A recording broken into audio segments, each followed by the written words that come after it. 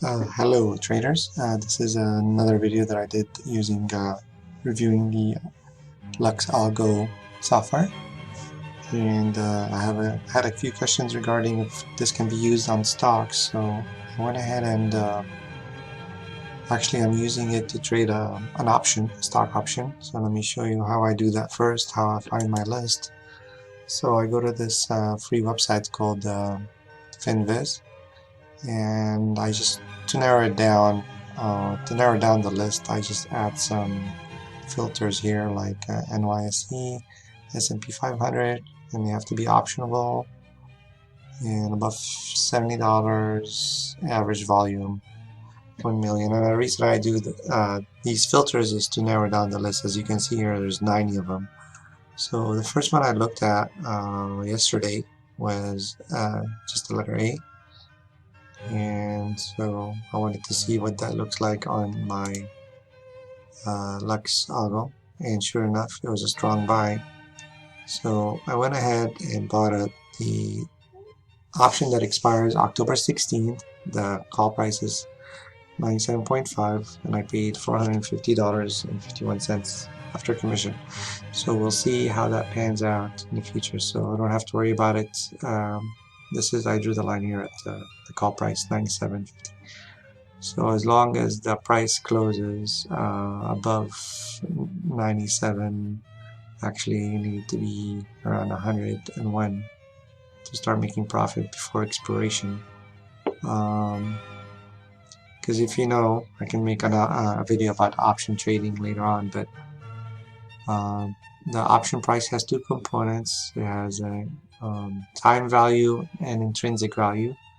So the time value is how much longer you have before the expiration, which is, so you're paying money for this. So the premium of 450 includes the actual value of the option, which right now it's the way you calculate that is you take the current price 98 minus the call price 97, so it's about $75 is actual intrinsic value, and the rest is time value. So as time goes by, the time value component will go down, and the price go up, then the intrinsic value. So if at expiration my break-even point will be $4.50 plus the strike price, so there'll be 102. So this is my break-even point, but I'm hoping it will reach around this point way before October 16th expiration. So anyway, this is a totally different subject for Forex traders, but if you're an option trader, you know exactly what I'm talking about. So we'll see if this works on the daily time frame. Today I took a trade on the GBP, JPY on the 15-minute time frame, because you know Forex, I trade that shorter time frames to just be in and out. So I took it right here at this blue line when I saw a couple of wicks up here before I got the strong.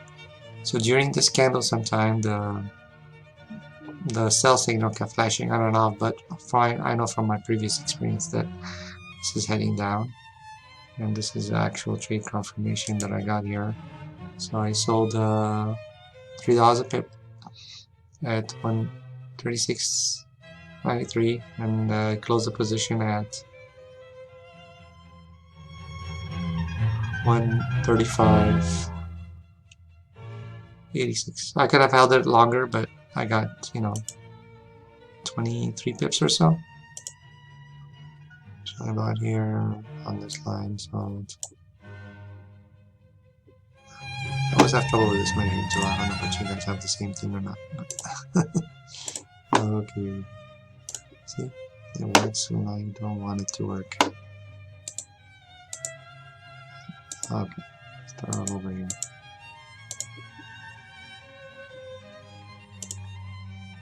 So I bought, sold here, and got out into the blue line here. So about 22 pips, or according to the actual trade confirmation, it's 23.3 pips.